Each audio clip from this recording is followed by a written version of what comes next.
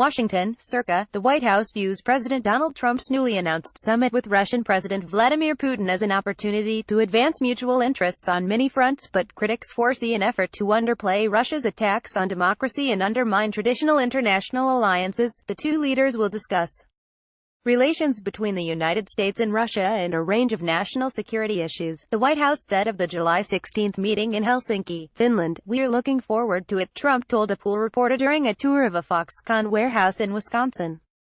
"If we could all get along, it would be great.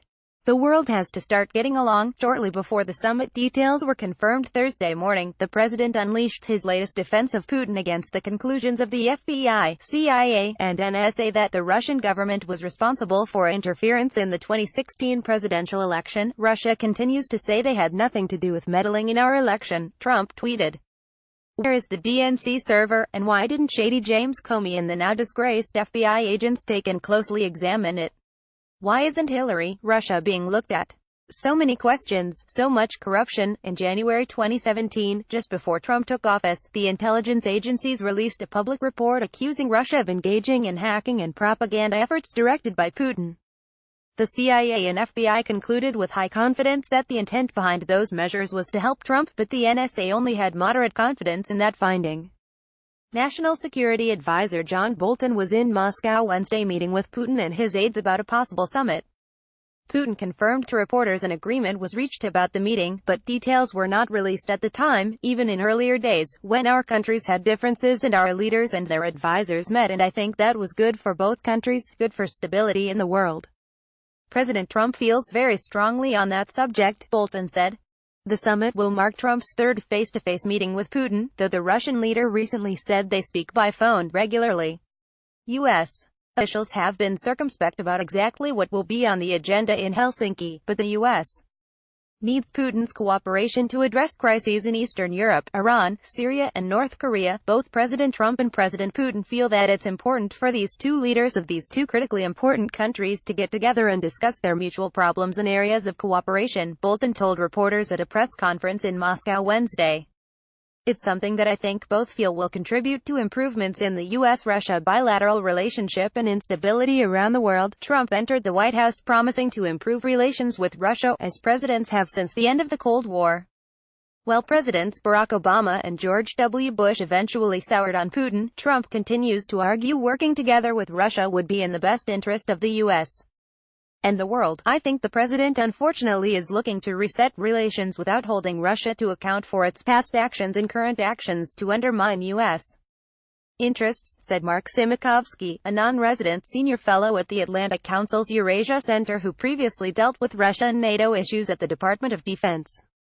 Trump has bristled in the past at pressure to confront Putin over Russia's election meddling, and his tweet Thursday left critics with little confidence that he will attempt to hold Putin accountable this time, despite recent claims by his top officials. "I'm confident that when the president meets with Vladimir Putin, he will make clear that meddling in our elections is completely unacceptable," Secretary of State Mike Pompeo said at a Senate hearing Wednesday, a sentiment seemingly rebutted by Trump the following morning. "There's no credible evidence in the analysis which suggests Russia did not do that interference," said William Courtney, an adjunct senior fellow at the Rand Corporation and former ambassador. "It's puzzling why the president continues to take the position of skepticism," according to Kerry Kavanaugh, a former ambassador and a professor at the University of Kentucky's Patterson School of Diplomacy and International Commerce. The election interference question and Trump's apparent resistance to reckoning with it casts a continuing cloud over everything he does with regard to Russia. "That has to be a front and center topic of the summit, though I suspect there is enormous reluctance on the part of President Trump to raise it at all," he said. Foreign officials reportedly dread a replay of Trump's Singapore summit with Kim Jong-un of North Korea earlier this month, which led to Trump lavishly praising and defending the dictator for signing a vague statement of intent to abandon his nuclear weapons program. "We need to take his performance in Singapore as a case study in how he engages with dictators as he tries to make big deals on big strategic issues," Simikovsky said.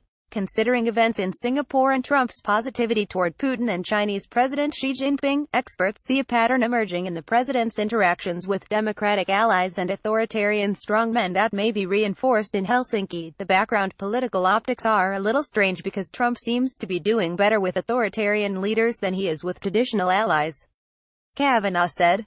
The June 12 Kim summit capped off a trip that began with a contentious G7 gathering in Canada.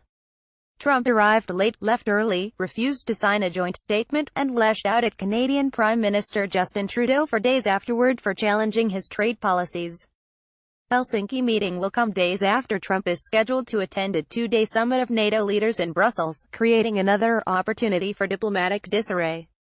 Trump has long criticized NATO allies for what he feels is insufficient defense spending, and he publicly rebuked them over it when they met last year. He will likely face pushback over his tariffs there, as well. The fear, I know, on the part of Europeans is that the signals from the G7 meeting suggest the NATO meeting may go equally bad, Kavanaugh said. The outcome of the NATO summit may set the tone for the Putin meeting, something Courtney hopes the White House recognized when it set this schedule. Having a Putin summit after the NATO summit is important because if the NATO summit goes well, it will strengthen Trump's hand in negotiations with Putin, but if the NATO summit does end up being fractious, that will weaken Trump's hand with Putin, he said.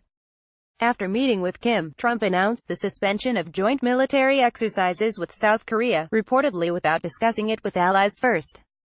NATO partners worry he will hand out similar unplanned concessions in Helsinki. One of things worth looking at was President Trump was willing to put a freeze on U.S. military exercises with South Korea as a concession in negotiations. I think we may see some surprises in Helsinki, and one of those is Putin could ask President Trump to halt military exercises in Eastern Europe, Simakovsky said. Despite those concerns, NATO Secretary-General Jens Stoltenberg is encouraging Trump's meeting with Putin. It's absolutely, totally in line with NATO policies to talk to Russia, to meet with Russian leaders, he told reporters in Brussels Thursday. We don't want a new Cold War. We don't want to isolate Russia.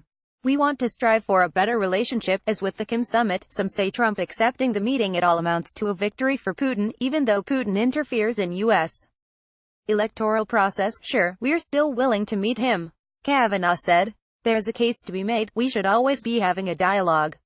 The question becomes, should that dialogue be at the presidential level? Simakovsky observed that some of the actions NATO leaders will be discussing in Brussels are deterrence and readiness measures against Russian aggression, and he worries Trump may slow-walk approval if he is focused on having a positive discussion with Putin. I agree President Trump has a right and a need to meet with President Putin at the right time, he said.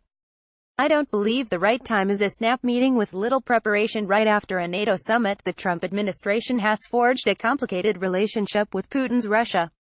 The president has rarely criticized Putin publicly, questioning his own intelligence agency's findings regarding election interference and defending the annexation of Crimea as being Obama's fault. At the same time, Trump enthusiastically backed readmitting Russia into the G7 earlier this month. He asserted he has been Putin's worst nightmare. The Trump administration has made harsh policy moves against the Kremlin, but some question his frequent claims that he has been tougher than his predecessors. It's been a mixed picture, Kavanaugh said. The president has supported some of these harder things but ignored or tried to not implement others.